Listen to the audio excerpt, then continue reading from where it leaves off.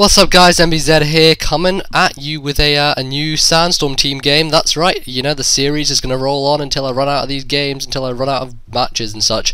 It's against Kevin from Abra's Asylum. Don't remember what his actual Abra's Asylum name was, so I'm just going to call him Kevin in the title. But if you were the person who played me, just let me know in the comments below or something. In any case, we're gonna get off to a start here, and this match was kind of interesting, and it was the first time that I learned something about a specific move, which has changed in Generation 5, but we'll get into that when it is appropriate. So I'm gonna lead off with Titar here, and he leads off with Shinbora, which I know is a psychic type, and I'm pretty sure it's gonna try and set up on me. So first of all, I'm just gonna go in for the crunch as he cosmic powers, and I do get a defense drop here, which isn't really that big of a deal, to be honest, mainly because I would have taken him out on this turn anyway, so it doesn't make that much of a difference. However, he has a flame orb, and he actually psycho shifts it onto me, which was a pretty damn good play on his part. I guess that that's kind of his set there. Tries to cosmic power and then wear you down with burn and stuff. I went for the sub on that turn, thinking he wouldn't be able to. He'd probably switch out, fearing being killed from another crunch. But you know, I'm going to go for another crunch here and hopefully take him down low enough to take him out. But it's not quite enough because of the burn, even though you know, he has normal defense now and I'm burned. But I think I'm going to go for another crunch here and hopefully get rid of him this turn. Although, you know, at this point Mrs. T is pretty much useless. It's only going to be useful for fire blasting, if that's sort of the thing I want to go for. So goes to his own Tyranitar, and I'm going to go for a focus punch because I'm pretty sure that it'll, even with the burn, it's going to do a hefty chunk, and I hope it will, you know, take it down so where I can revenge kill it easily. But he actually goes for a sub himself. Not the smartest move in my opinion. It meant that he just wasted his own HP, and that HP could have helped him survive the focus punch that I'm going to lay down on him right here. Now he's not going to set up another sub because he sees that it's a pretty pointless exercise. I'm just going to keep taking it out with a focus punch, so he just decides to go to break my own subs with an earthquake, and I'm going to hit him with a focus punch, and I'm thinking it may actually be able to take him out now, seeing as he's only around 3/4. It is 4 times effective. Even though I'm burned, I managed to take him out. That's how helpful those max attack EVs are. I think I put all my, well, not all, but quite a lot of attack EVs into this guy as opposed to special attack, whereas my previous Mrs. T in 4th gen had more special attack. This one is more physically offensive. So he's going to go to Daikenki. I don't really want to stay in here, but I kind of have to. I don't really want to go to Nubs. I could to take the predicted water move, but he actually goes for a Swords Dance here, which I was kind of surprised at as I hit him with a crunch. I kind of just stayed in death fodder, hoping he's just gonna kill me with some sort of surf or something. But he's a Swords Dance variant. Gonna go for, I think he's gonna go for a waterfall, but I don't want to switch. Obviously, I can't switch to Nubs now. It's not gonna really take that much, but I think I might as well save Tyranitar's death fodder for later, so I go to my engine to take the predicted waterfall, and it actually does quite a decent amount because of the fact that he has the +2. But fortunately for me, I have his Choice Scarf, and obviously I have the super effective Thunderbolt, which is going to threaten him greatly. If he doesn't switch out, then he's just going to stay in and die, meaning that his threatening guy would not be able to take me out. And I wasn't sure if he had Aqua Jet or not. If he did, I guess he would have used it, you know, just to get some kind of extra damage in there.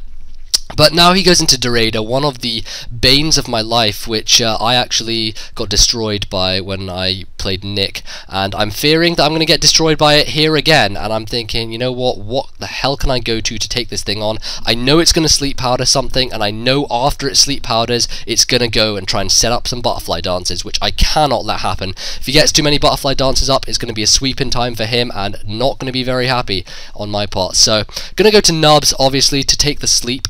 And I think, you know, because both of his attacks probably won't be doing too much. I mean, I'm guessing he has Petal Dance, which I resist, and he's also, no, I don't resist it, do I? Because it's neutral because of rock typing. Dang it! But I'm still thinking that as long as he keeps butterfly dancing, and as long as he stays greedy in that sense, as long as he just is a greedy person and stays in for butterfly dancing, I can wake up after the 2 turns of sleep and encore him into butterfly dance, which is perfect for me. Now at this point, I didn't know that encore had changed. I was still under the impression that encore was 4 to 8 turns, meaning the minimum I'm going to have is 4 turns to set up. So I'm going to go to Goron, predicting another butterfly dance. Obviously he has to because he's encored into it. So now I'm going to go for a Swords Dance, thinking, okay, not a problem here. I'm going to set up a couple of swords dances, and I'm going to be ready to sweep. It's going to be absolutely awesome. Encore's going to last for 4 turns, and I'm just going to be set here. So I'll go for a first swords dance. I'm getting pretty excited here because at this point I hadn't really swept with Doryuzu before, so it was just like kind of a new thing for me. So I'm going to go for a second swords dance, and I go for it here. And after this turn, I kind of look at the text and I see some Japanese writing. The foes Narrated something blah blah blah. Yeah, that meant that Encore ended, and that was after 3 turns. Okay, so at this point I was tearing my hair out. I was like, what the hell? How did they change Encore so much? Why did they do this? I should have stayed with one sword dance and just taken him out, but no, I went for the second sword dance believing that I would be able to take him out, and I didn't. I was ripping my hair out here. I was like, how can this happen? No, that careless mistake is really going to cost me. So I don't know what to do here. The only thing I can hope for is that Nubs is able to Encore this Dorada into something useless, or, you know, get a toxic off, but no, the one thing I needed, a toxic, which would help me wear him down, misses. Now I'm real shit. There's literally no way I can sort of get rid of him, no way I can wear him out. He has like 5 butterfly dances at this point, and I am like, no, Nubs is dead, Giga Drain, Jesus Christ, I am screwed. So the only thing I can hope for is that either of my 2 Sand Veil abusers are able to dodge an attack. I have to have either Garchomp or Gliscor dodge one of these attacks, and I go to Garchomp and I'm praying, please, please Sandvale, come to my aid, and it does, and Sandvale helps me, and god freaking damn it, thankfully I avoid a sweep, which was absolutely gigantic. That was huge, seriously.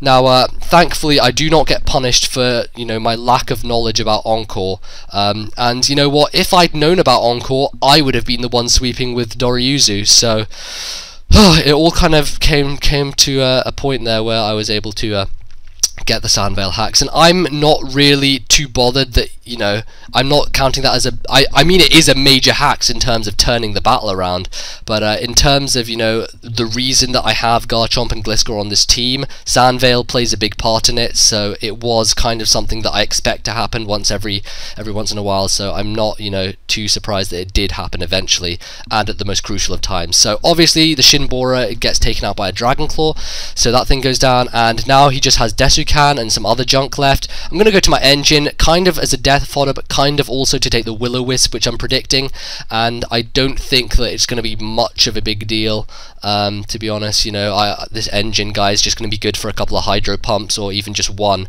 I actually decided to go for the trick here, which is really, really cool. Basically, he went for a Calm Mind there, and now that I've tricked him into Calm Mind, he's going to be pretty much screwed because he cannot change his moves, and now he has a Choice Scarf locked onto him. That's pretty bad because he's a wall, and tricking walls is a real pain in many cases. So he's actually going to stay in Calm Mind. I don't really know why, because it's just asking for me to come in and set up on him, really. I don't really understand that, but I'm going to go for the Swords Dance because he has to switch out, and I'm going to get a free SD in.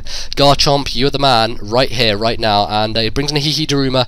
I check its base speed, and I see that Chomp, with a Jolly Nature, is going to outspeed it, so I actually don't outspeed it because he must be scarfed or something, but you know, I managed to take him out, and he goes down, which is good.